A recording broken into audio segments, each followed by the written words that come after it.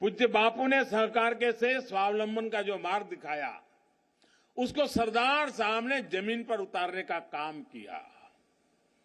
और जब सहकारिता की बात आती है, जैसे अमित भाई ने उल्लेख किया, वेंकुट भाई मेहता की याद आना बहुत स्वाभाविक है। और आज भी भारत सरकार एक बहुत बड़ी इंस्टीट्यूट उनके नाम पर चलाती है, लेकिन वो भी धीरे भुला दिया गया था। इस बार हमने बजट में 25 करोड़ रुपए का प्रावधान करके उसको और ताकतवर बनाने का काम शुरू किया है। इतना ही नहीं, हमारे यहां तो हाउसिंग के लिए सोसाइटी, कोऑपरेटिव सोसाइटी, इसका पहला प्रयोग हमारे यहां हुआ। ये जो हमारे पालड़ी में प्रीतम नगर है, वो प्रीतम नगर उसी का उदाहरण है। देश की पहली सहकारी आवास योजना का वो जीता जागता उदाहरण है। साथियों, सहकारी क्षेत्र में अमूल ने एक अपनी पहचान बना दी। अमूल जैसे ब्रांड ने पूरी दुनिया में गुजरात के कोऑपरेटिव मूवमेंट की एक ताकत का परिचय कराया है, एक पहचान बनाई है। गुजरात में डेयरी, चीनी और बैंकिंग सहकारी आंदोलन के सफलता का उदाहरण है। बीते सालों में तो फल, सब्जी सहित दूसरे क्षेत्रों में भी सहकार का दायरा बढ़ा है। भाइयों और बहनों, सहकारिता के सफल प्रयोगों में एक बहुत बड़ा मॉडल देश की ग्रामीण अर्थव्यवस्था को सशक्त करने के लिए हमारे सामने है। डेयरी सेक्टर के कोऑपरेटिव मॉडल का उदाहरण हमारे सामने है।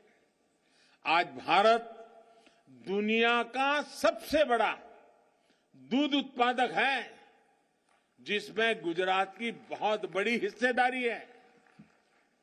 बीते सालों में डेयरी सेक्टर तेजी से बढ़ भी रहा है और ग्रामीण अर्थव्यवस्था में ज्यादा कंट्रीब्यूट भी कर रहा है। आज भारत एक साल में लगभग 8 लाख करोड़ रुपए का दूध उत्पादन करता है। 8 लाख करोड़ रुपए का दूध, और प्रमुखतया ये कारोबार ज्यादातर हमारी माताएं बहनें संभालती हैं। उसकी दूसरी तरफ जरा देखिए, गेहूं और धान का बाजार अगर हम मिलाकर के देखें तो वो दूध उत्पादन से भी कम है। यानी दूध अगर 8 लाख करोड़ का है तो गेहूं और धान का टोटल उससे भी कम है। आप देखिए दूध उत्पादन में हमारे देश ने कितनी बड़ी ताकत खड़ी की है। इसी तरह हम पशुपालन के पूरे सेक्टर को देखें तो ये 9.5 लाख करोड़ रुपए से अधिक का है। ये भारत के छोटे किसानों, भूमिहीन श्रमिकों के लिए बहुत बड़ा संबल है। साथियों, बीते दशकों में गुजरात में अगर गांवों में अधिक समृद्धि देखने को मिली है तो उसका एक बहुत बड़ा कारण डेयरी सेक्टर से जुड़े कोऑपरेटिव्स रहे हैं। और आपको हैरानी होगी, अगर हम कोई चीज याद कराते हैं तो किसी को लगता है कि हम किसी की आलोचना करते हैं। आलोचना नहीं करते हैं, लेकिन कभी कोई चीज को याद इसलिए करना होता है कि पहले क्या होता था। हमारे देश में, हमारे गुजरात में, कच्छ सौराष्ट्र में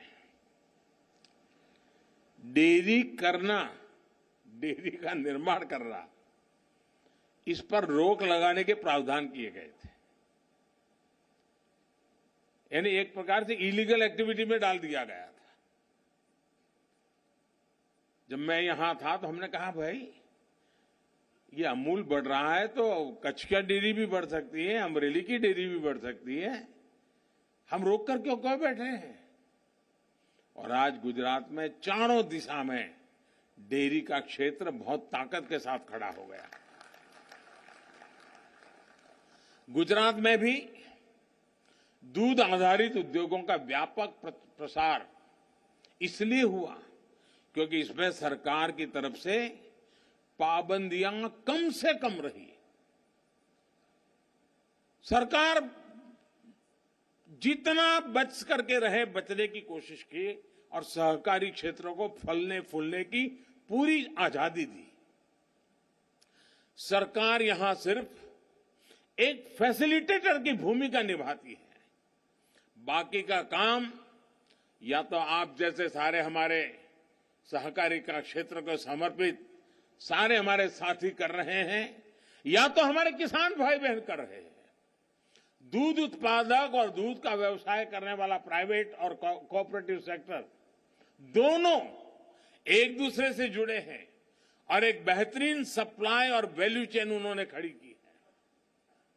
साथियों, सबसे बड़ी बात, डेयरी सेक्टर में सबसे अधिक हमारे छोटे किसान हैं और जैसा मैंने पहले कहा, हमारी माताएं बहनें इस काम को संभालती हैं। गुजरात में लगभग 70 लाख बहनें आज इस मूवमेंट का हिस्सा है। 70 लाख बहनें ने 50 लाख से अधिक परिवार होंगे ही होंगे जी। 5,500 से अधिक मिल्क कोऑपरेटिव सोसाइटी आज गुजरात में हमारी माताएं बहनें अमूल जैसे अंतर्राष्ट्रीय ब्रांड को बनाने में भी गुजरात की हमारी बहनों की बहुत बड़ी भूमिका है। एक प्रकार से सहकारिता ने गुजरात में महिला उद्यमिता को नए आयाम दिए हैं। हम लिज्जत पापड़ तो जानते ही हैं। आदिवासी क्षेत्र की गरीब माताओं बहनों से शुरू किया गया काम आज एक मल्टीनेशनल ब्रांड बन गया है।